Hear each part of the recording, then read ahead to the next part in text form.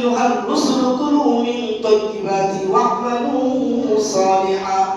আল্লাহ তাআলা বলেন, হে রাসূলগণ, আপনারা হালাল খাদ্য আহার করুন, হালাল বস্তু আহার করুন, ওয়া'মালু সালিহা, এবং সৎ আমল করুন, ভালো কাজ করুন। আল্লাহ তাআলা আগে বললেন হালাল খাদ্য করার জন্য, নাকি পরে বললেন আমল করার জন্য। আল্লাহ তো আগে বলতে পারতো আগে আমল করুন পরে হালাল খাদ্য দেন। তার মানে কি হালাল খাদ্য ছাড়া আমল আল্লাহ পাকের কাছে গ্রহণযোগ্য হবে না। রাসূলুল্লাহ সাল্লাল্লাহু আলাইহি ওয়াসাল্লাম বলেন, কোন একজন মুসাফির আল্লাহ পাকের কাছে দোয়া করতেছে, আল্লাহ আমাকে টাকা দাও, আমাকে সম্পদ দাও, আমাকে অমুক দাও, তমুক দাও, এটা দাও, সেটা দাও, দোয়া করতেছেন। আল্লাহ নবী সাল্লাল্লাহু আলাইহি ওয়াসাল্লাম বলেন, মুসাফির যখন দোয়া করে আল্লাহ তাআলা মুসাফির দোয়া কবুল করেন। মুসাফিরকে খালি হাতে আল্লাহ তাআলা ফিরিয়ে দেন না, আল্লাহ তাআলা মুসাফিরের দোয়াকে কবুল করেন। রাসূলুল্লাহ সাল্লাল্লাহু আলাইহি ওয়াসাল্লাম সাহাবীদেরকে বলতেছেন, এই যে মুসাফির দোয়া করতেছে, এই মুসাফিরের দোয়া আল্লাহর কাছে কবুল হবে না। ইয়া রাসূলুল্লাহ সাল্লাল্লাহু আলাইহি ওয়াসাল্লাম, কারণ কি? কেন? রাসূলুল্লাহ সাল্লাল্লাহু আলাইহি ওয়াসাল্লাম বলেন, এই মুসাফির তার শরীরের কাপড়টা হারাম, তার শরীরের কাপড় হারাম, তার পানি হারাম, তার খাদ্য হারাম।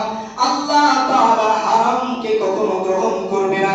রাসূলুল্লাহ সাল্লাল্লাহু আলাইহি ওয়াসাল্লাম বলেন, মুসাফির কেন, কোন ওলিও যদি আল্লাহ পাকের হুকুম অনুযায়ী যদি তার জীবনকে পরিচালনা না করে, যদি সে হারামের সাথে যদি জড়িয়ে না, তার দোয়া আল্লাহর কাছে কবুল হবে না।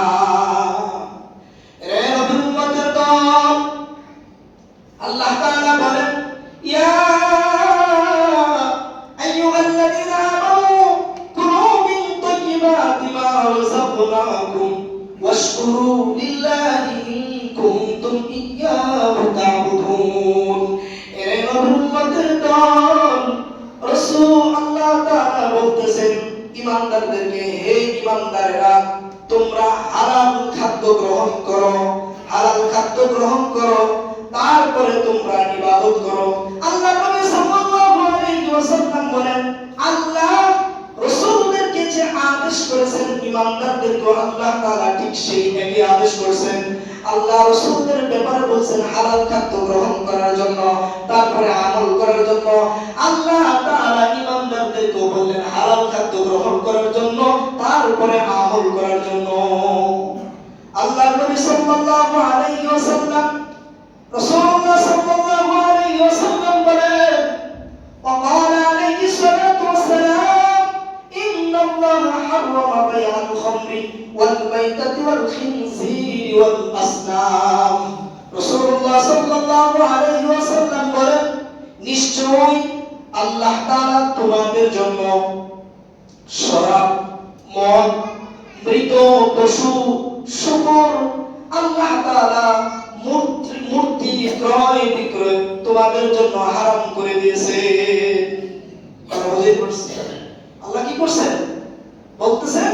রাসূলুল্লাহ সাল্লাল্লাহু আলাইহি ওয়াসাল্লাম বলেন, আল্লাহ তাআলা বলতেছেন, ইন্নাল্লাহ হারামা বাইআল খামরি ওয়াল মাইতাতি ওয়াল খিনজিরি ওয়াল আসনাম।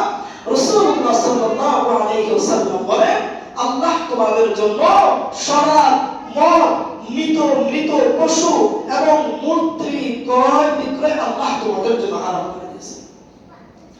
তা আমাদের সমাজে মুসলমানের সন্তান মরা গরু বিক্রি করে হোটেলে ব্যবসা করতেছে, আছে না? এমন আছে কুত্তা চলো বেড়া মানুষকে খাওয়াইতেছে, আছে কিনা? কিন্তু মুসলমান। আমরা কি মুসলমান। নামের আগে খুব সুন্দর নাম আছে, আব্দুল্লাহ, মুহাম্মদ, ইয়াসিন, কিন্তু কাম গুলো সব শয়তানের মতো করে। কথা বুঝাইতে পারছি? আল্লাহ বললেন যে তোমাদের জন্য শরাব, রাসূল বলতেছেন আল্লাহ তাআলা তোমাদের জন্য শরাব, মদ, মৃত পশু, শুকর এবং মূর্তি আছে না, ক্রয় বিক্রয় আল্লাহ তোমাদের জন্য হারাম করছে। এখন আপনি যদি মনে করেন যে হিন্দুদের দুর্গা পূজা আসবে, আমি মূর্তি বানাইতে পারি, কথা বোঝার চেষ্টা করেন, আপনি মূর্তি কি বানাইতে পারেন। যদি মনে করেন যে একটা মূর্তি বানাইলে হয়তো লাখ লাখ টাকা আমি পাবো, এই আশা করে একটা মূর্তি বানাইলেন, বানায় সেটা কি হিন্দুদের কাছে পূজার সময় বিক্রি করলেন। এটা যদিও সমাজে হয় না, হয় না এমনটা না, শহরে হয়। যদি না হয় তাহলে আল্লাহ তাআলা আয়াত নাযিল করতে পারে নাকি, হয়েছে বিদায় তো আল্লাহ তাআলা আয়াত নাযিল করছে। তো আল্লাহ বললেন কি তোমাদের জন্য এই যে মূর্তি ক্রয় বিক্রয় হারাম, এটা কোনোভাবেই করা যাবে না, এবং শুকর খাওয়া তোমাদের জন্য হারাম।